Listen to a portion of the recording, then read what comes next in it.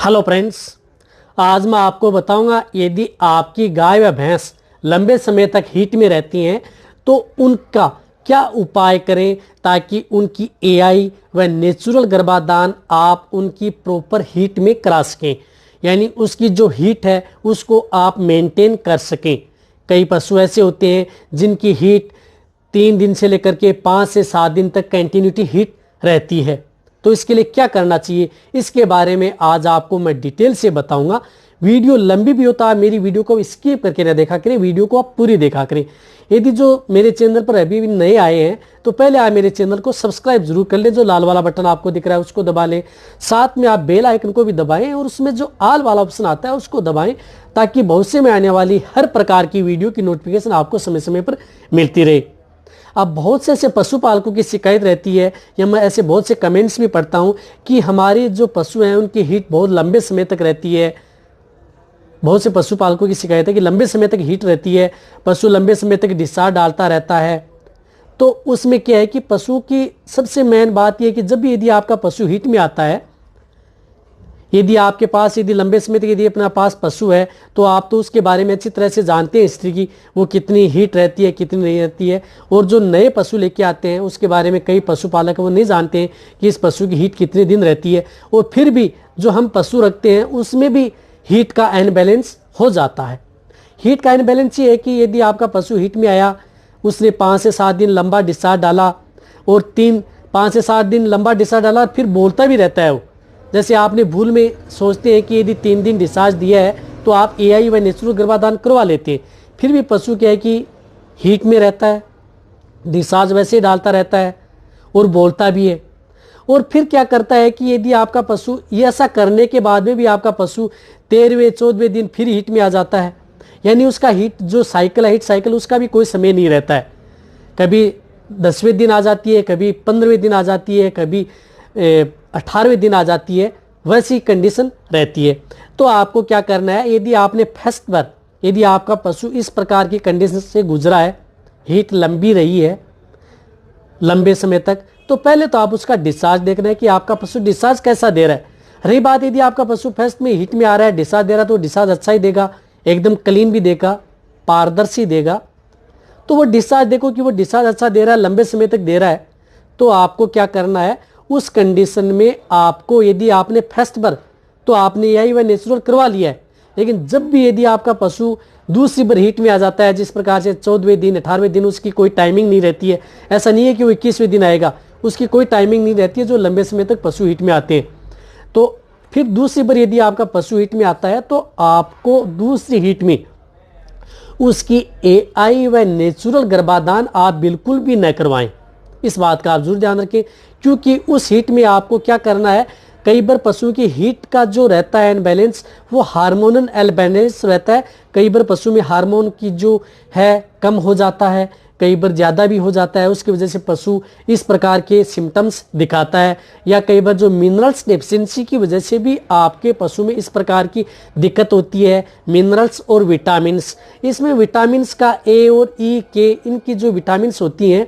इनकी वजह से भी आपके पशु में जो अनबैलेंस है वो बिगड़ जाता है। तो आपको क्या करना है, अब सेकंड बार आपको न तो यही करवानी है न नेचुरल करवाना है। आपको क्या करना है, आपको उस स्थिति में ये देखना है कि आप उस पशु को जो इंजेक्शन आते हैं बुर्सेलिन एसिड, जो गाइनारिच या रिसेप्टाल या 2 अदर कंपनी के जो इंजेक्शन आते हैं वो इंजेक्शन आपको लगाने हैं। 5 ml इंट्रामस्कुलर इंजेक्शन लगवाना है आपको। वो इंजेक्शन क्या है कि उसमें वो इंजेक्शन 5 ml लगाना है इंट्रामस्कुलर, और इंट्रामस्कुलर लगा करके आपको साथ ही साथ आपको जो मिनरल्स आते हैं, जो टेबलेट आती हैं, जिस प्रकार से मैं बताता भी हूँ कि टोटाविट बोलस मैनकाइंड की,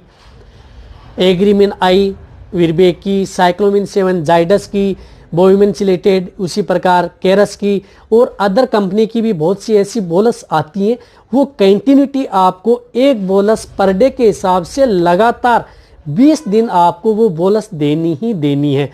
आपने इंजेक्शन लगवा लिया जो बुर्सेलिन साल्ट का,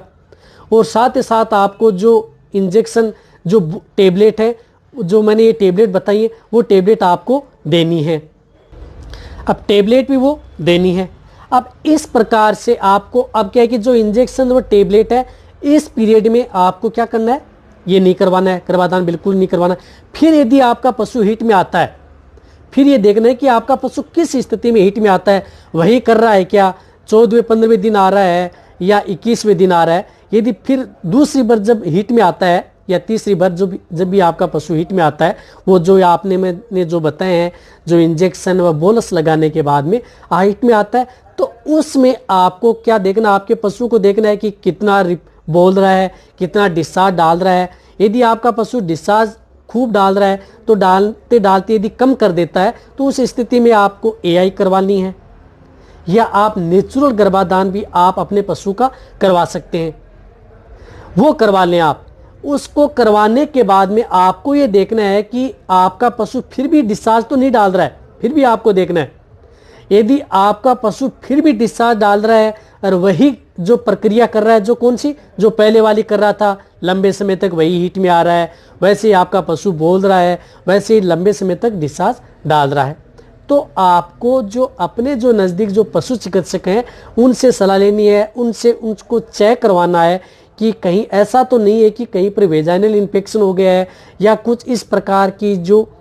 वेजाइना के अंदर इन्फेक्शन होने की वजह से कुछ ऐसी स्थिति तो नहीं बन गई है, उसकी वजह से कि जो पशु की जो हीट है वो प्रॉपर नहीं आ रही है या लंबे समय तक हीट बन रही है। तो आपको फिर पशु चिकित्सक से चेक करवाना है, वो ही जांच करके इस चीज़ का पता लगाएंगे किस प्रकार से, फिर वो क्या करेंगे, उसकी वेजाइनल जो ड्रेसिंग है वो करनी पड़ती है। कई बार इस प्रकार की जो बैक्टीरिया पैदा हो जाती है वेजाइना में, वो उसकी वजह से भी आपके पशु में, या इस प्रकार की जो ट्यूमर भी बन जाती है, सिस्ट भी बन जाते हैं, उसकी वजह से भी आपके पशु में इस प्रकार का जो मैं बता रहा हूँ, ये लंबे समय तक हीट रहती है, हीट में रहती है। लेकिन लगभग जो ये इंजेक्शन व बोलस हैं उनसे ही आपके पशुओं का क्या है कि आराम मिल जाता है। ज़्यादातर पशु में तो इससे आराम मिल जाता है, और कम से कम जैसे 2 से 4% ऐसे पशु होते हैं उनका आराम आपको पशु चिकित्सक से जब वेजाइनल ड्रेसिंग या वो जो अदर इंजेक्शन लगाते हैं उससे लगा करके आपके पशु को प्रॉपर हीट में या जो प्रॉपर हीट बनी रहेगी। इस विधि से यदि आप अपने पशु की जो हीट है वो आप प्रॉपर ला सकते हैं, या जो लंबे समय तक जो पशु हीट में रहते हैं उनको आप कंसीव करा सकते हैं। यदि आपको ये मेरी वीडियो अच्छी लगी है तो नीचे जाके आप कमेंट में लिखें। मेरी वीडियो को आप अपने दोस्तों के साथ, पशुपालकों के साथ और मेरे जितने भी वेटरनरी स्टूडेंट हैं उनके साथ आप इस वीडियो को जितना हो सके शेयर भी करें। मेरी वीडियो को आप लाइक करें, आपके एक लाइक से मेरे को मोटिवेशन मिलता है और मैं आपके लिए अच्छी से अच्छी और नॉलेजेबल वीडियो आपके लिए हर समय ऐसे लाता रहूँगा। इसी तरह से आप मेरी वीडियो देखते रहें। और यदि आपको जो मेरे इंस्टाग्राम पर फॉलो करना है तो इसकी आईडी आपको नीचे दी गई है, वहाँ पर जाकर के आप मेरे इंस्टाग्राम को भी फॉलो कर सकते हैं। उस पर भी आपको थोड़े समय बाद में लाइव आकर के या आपके कोई भी ऐसा क्वेश्चन करेंगे उसका जवाब देने की मैं कोशिश करूँगा। इसी तरह से आप मेरी वीडियो देखते रहें, इसी तरह से आप मेरे को प्यार देते रहें। थैंक्स, धन्यवाद।